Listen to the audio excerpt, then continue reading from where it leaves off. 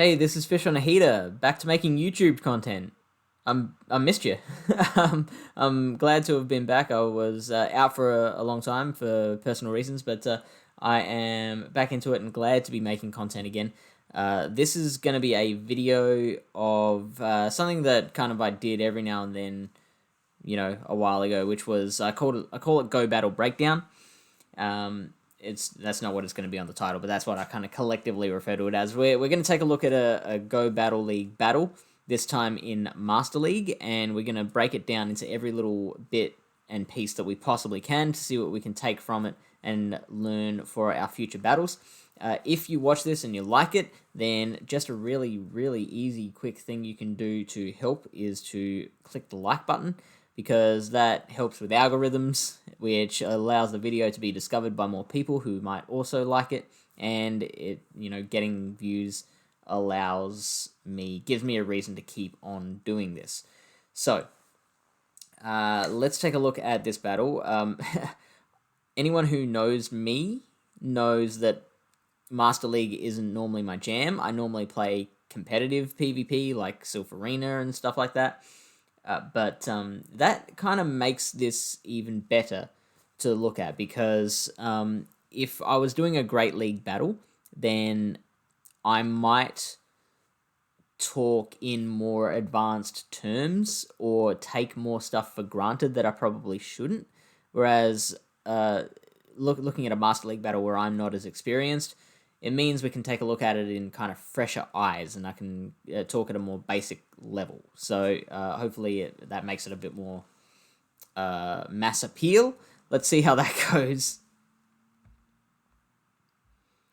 All right, so first we have a what I need to show you is my backline, which is Excadrill and Garchomp. Now, just without looking at it, we can probably tell Garchomp's gonna lose to Lugia, and Excadrill should win against Lugia. But of course, we can't just switch in our Excadrill, because then they're gonna switch straight out. We can maybe try and time it to catch a charge move on Excadrill. That is an option. Let's see how we can. My preference would be to try and win this matchup with the Togekiss, because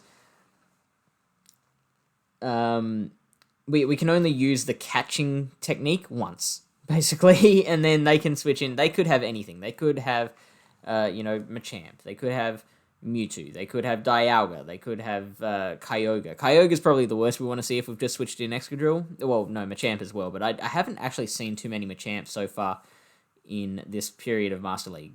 Maybe like one or two. I've seen a lot more Kyogre.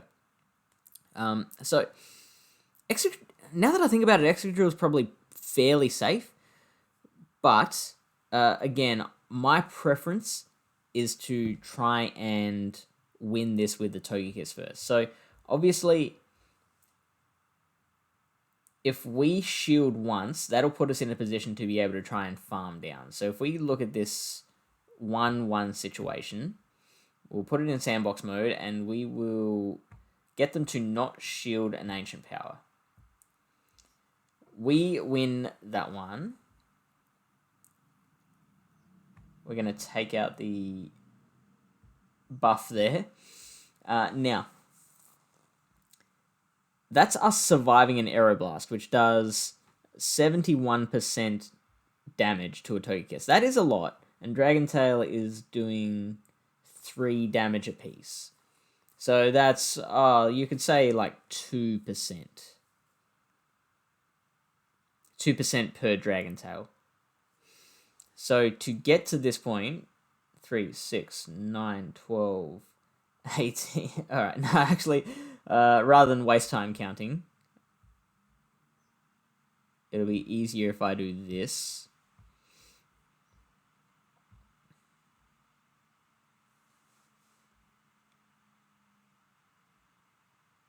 No, it won't, because I won't be able to tell when the Aeroblast comes.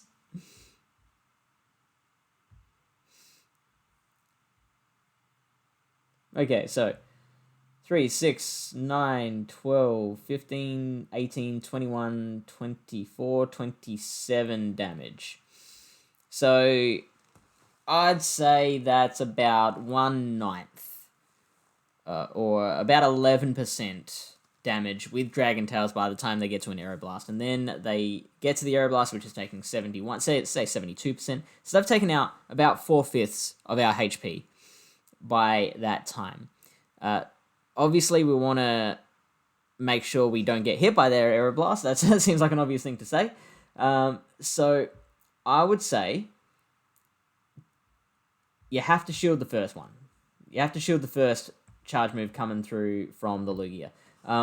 That's obviously if they build up to the Aeroblast being, what is that, 75 energy.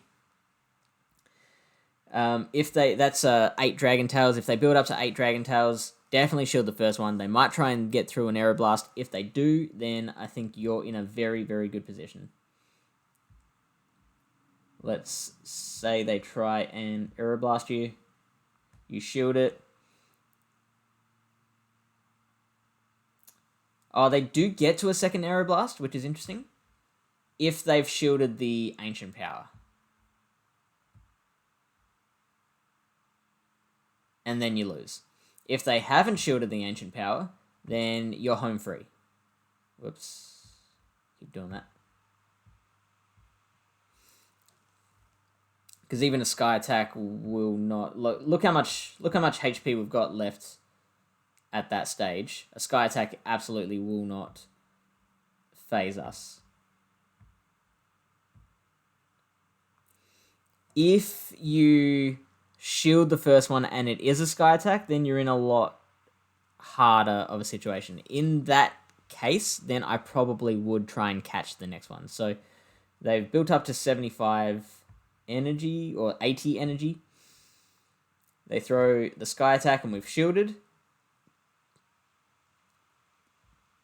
It takes 1, 2, 3, 4, 5 Dragon Tails to get to the next one, and then I would probably try and catch on the Excadrill. Because on an Excadrill,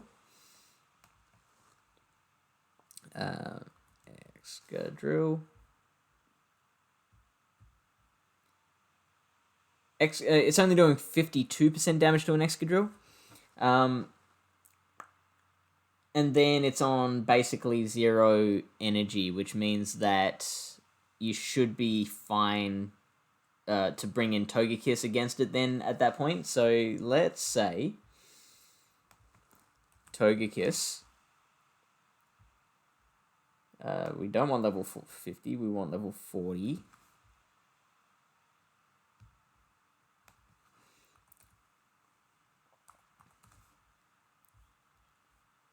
So then we battle. We shield the Sky Attack.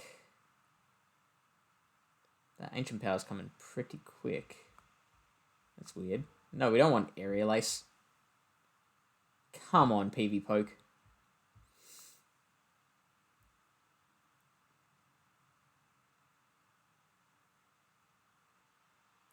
Okay, it's not even building up to the Flamethrower. I guess that makes sense.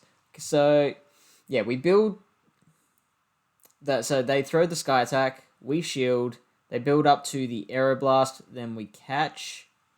So we're on 124 HP before. And then... if we then... how much energy are we on? We're on 27 energy. So if we go 124 and 27... and they're on 83 HP and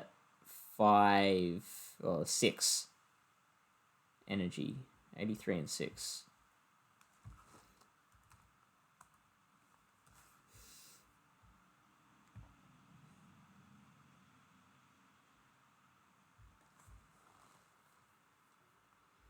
It does say we still require another shield there.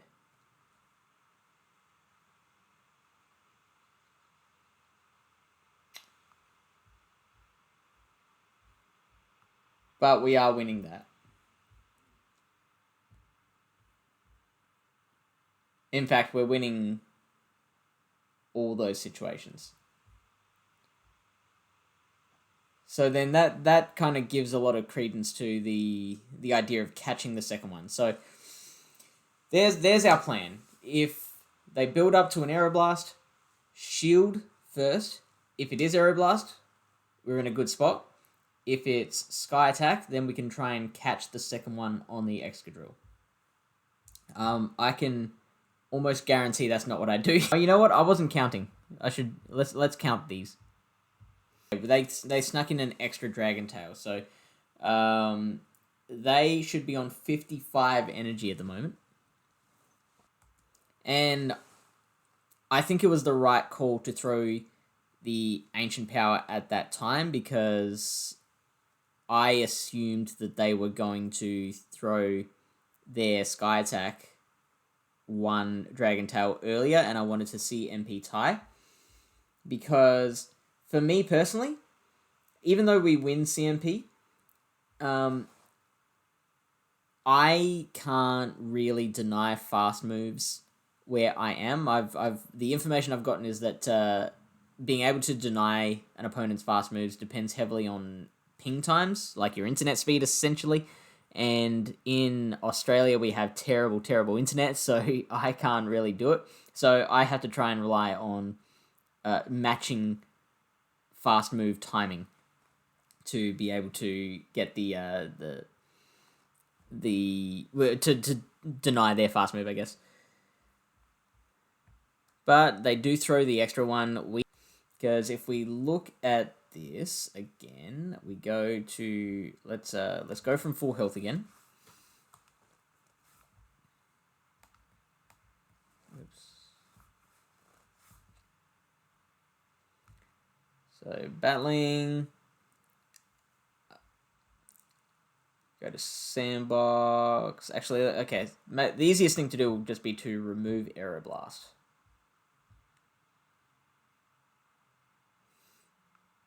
Look at that.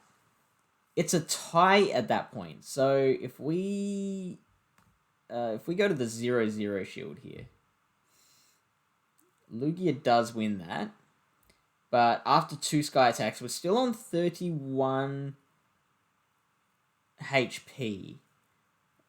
We still have the opportunity of shielding this third one. I mean, how much difference does it make shielding the second or the third? I don't know.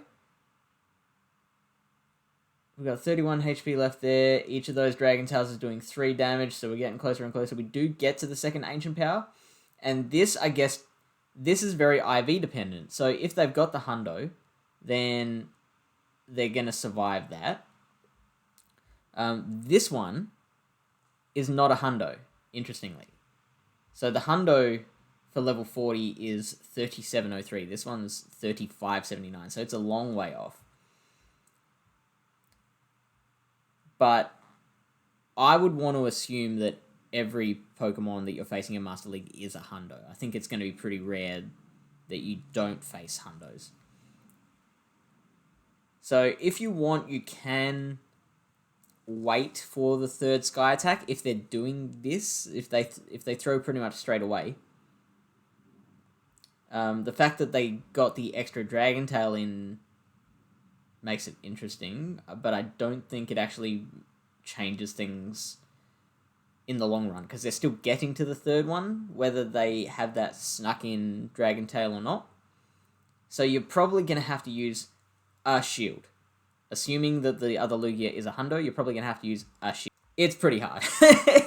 Groudon is going to be pretty good against Excadrill, especially the shiny version. Groudon.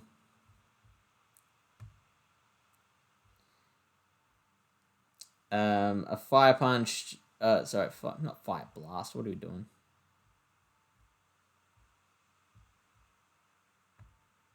No. Fire Punch. That's what we want. Oh, that's right. That's why I did that, because we got Togekiss in still. Excadrill.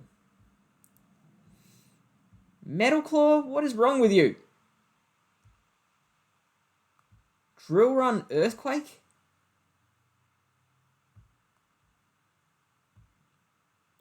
And it's on level 50.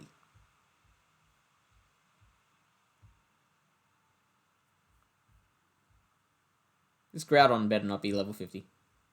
Come on.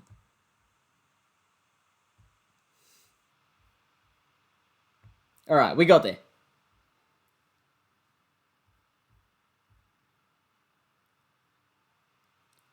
Interesting. We win the 0-0 shields here.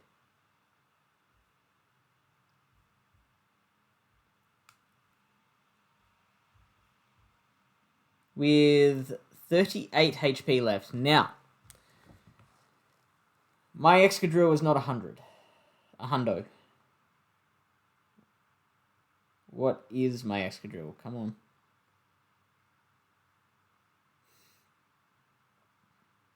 Mine is 15, 15, 13. I don't think that makes a difference. But we better just double check.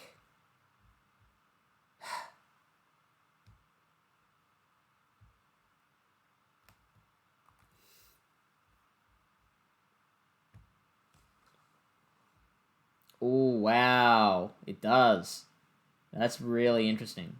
Really interesting. So we are still winning with a shield advantage. But we lose all these situations. Plus, we've already gotten one Sky Attack worth of damage. So that makes it even harder. So a Fire Punch is going to do 56% damage. The Mud Shots are going to be... Oh, hang on. Is this one running Dragon? Yeah, this one's running Mud Shot. That's why we were doing better than I thought we would, because the Groudon was running Dragon Tail instead. And so suddenly, yeah, that's looking really bad for us. So the Mud Shots are doing 8 damage apiece. 8 damage. Fire Punch doing 56%. Earthquake just taking us right out. So what I would want to do is probably just let that go, which is what I did, and then bring, I would say, Togekiss back in. I mean, the Lugia had so little HP left that the Garchomp would probably survive that, and it had almost no energy left. I guess you'd want to bring in the Garchomp here because that Groudon has enough HP left to still do damage. So I want to put that Togekiss in against the Lugia while my Togekiss has plenty of HP left. So how does Garchomp do against Groudon? Mine was running Sandtomb and Outrage, which I've been told is a weird moveset, but one that I have found quite useful. And this one is a hundo. This is the only one of the 3 of my Pokemon that is definitely a hundo.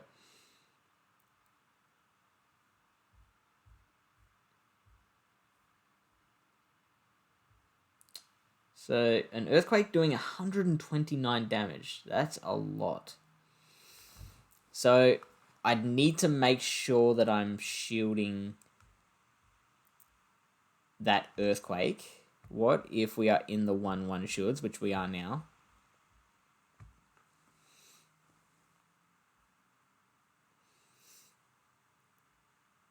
If I spend a shield, then I guarantee that win, even if they do bait us.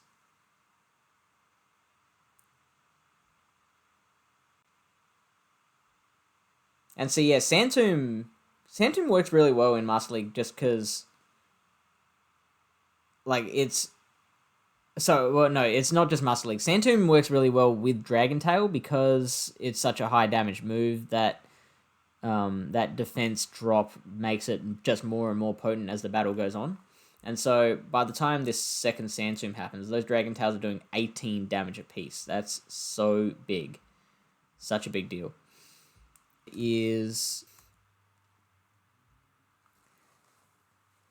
So we sand tomb that, and then we try and bring out the Togekiss. Now with Garchomp, effective damage. Ooh.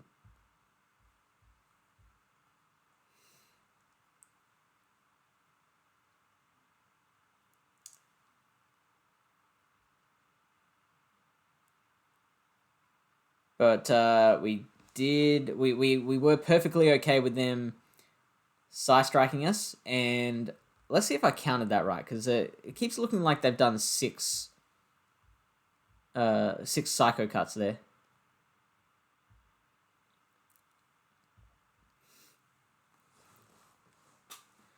One, two, three, four, five. Okay, so I did hit the Sand Tomb just as they were doing that fifth one, so I timed that as well as could be timed.